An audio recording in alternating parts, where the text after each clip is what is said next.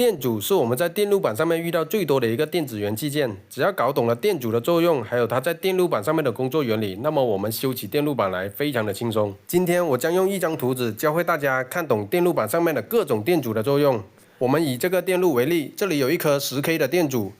前面输入的是12伏，那么我们后面输出的电压应该是多少伏呢？大家仔细想想，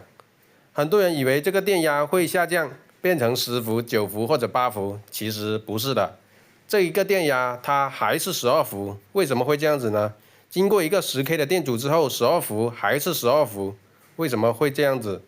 只要你搞懂了这个原理，那么我们修电路板非常的简单。这个电阻它在这个电路上面起到的是一个限流的作用，并没有分压。它的电流就是12伏除以这个10千欧，也就是我们常常说的电流等于电压除以电阻，这样子算出来就是0.0012安，换算成毫安就是1.2毫安。这个1.2毫安就是我们12伏上面流过的这一个电流，限定在1.2毫安，就是这一个限流电阻决定的。那么我们再来看一下这一个电路图，这里一个10千欧的电阻，然后下面这里一个5千欧的电阻接到地，那么我们这一个电压应该是多少伏呢？再想一下，两个电阻这样子接12伏过来，接到地之后，我们中间这一个电阻到底应该是多少？它们两个是一个2:1的关系，那么12伏分成2:1，就是这里分了一个8伏，下面5K 这里分了一个4伏，就是一个2:1的关系，那么这一个点它就是4伏的电压。这一个就是我们日常生活中非常常见的电阻分压电路。如果这样子大家看不懂的话，我们再来看下面这一个电路跟上面这个电路是完全一模一样的，只不过它把这个地给放到下面来了。我们看一下，把这个地给它画回来，那么这个图纸就跟上面这个是一模一样的。我们这一个分压电路就可以得出来，上面一个10千欧，下面一个5千欧，那么中间这里就分了一个4伏的电压出来，它们是2:1的关系。这个电压是多少，完全取决于上面这个电阻和下面这个电阻的阻值比例来确定的。这个就是典型的电阻分压电路，非常简单。我们再来看一下，这里串联一个10千欧，再串联一个10千欧的电阻，那么它输出的电压是多少伏？现在小伙伴们应该已经知道了，后面输出的电压还是12伏。为什么呢？因为它这里又是一个限流电阻的作用，电流等于电压除以电阻，12伏除以20千欧，两个电阻加起来，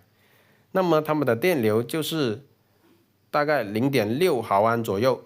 电流等于电压除以电阻。我们再来看一下下面这一个电路，两个电阻并联在这条12伏线上面，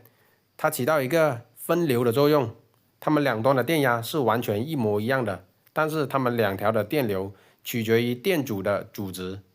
也就是12伏除以10千欧。下面这个也是12伏除以10千欧，它们分别的电流都是1.2毫安。后面这里输出的电压还是12伏，因为它们两个电阻并联，阻值减小，减小后的阻值是5千欧，那么它们的电流就是12伏除以5千欧，等于2.4毫安左右。最后我们再来说一下这一个温度传感器的电路，它采用的就是一个电阻分压电路原理。上面是一个温度传感器，它的阻值会随着温度的变化而变化。下面的话是一个固定的阻值的电阻。假设上面一个温度传感器采用10千欧的阻值，那么下面这一颗电阻我们给它采用一个5千欧的一个阻值。当这颗温度传感器没有发生温度变化的时候，这里是固定的一个电压，也就是4伏左右，上面是12伏。这个4伏电压经过一个限流电阻，假设是100欧姆，然后经过限流电阻之后去到芯片，我们的芯片就会把这个电压换算成温度来读取出来。这个时候想要我们这里的电压发生变化，那么就要这个温度传感器阻值发生变化。假设升到15千欧，电阻上升，那么这上面分到的电压就会变大，下面分到的电压就会减小，那么这里的电压就会减小，15:5，那么就是3:1，这里是3伏左右。那么这个3伏传回芯片里面，我们读取出来这个温度就会发生了变化，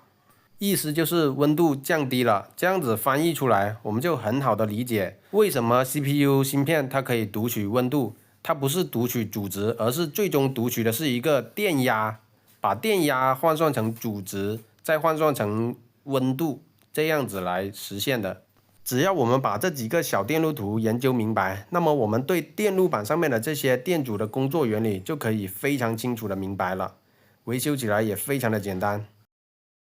抖音。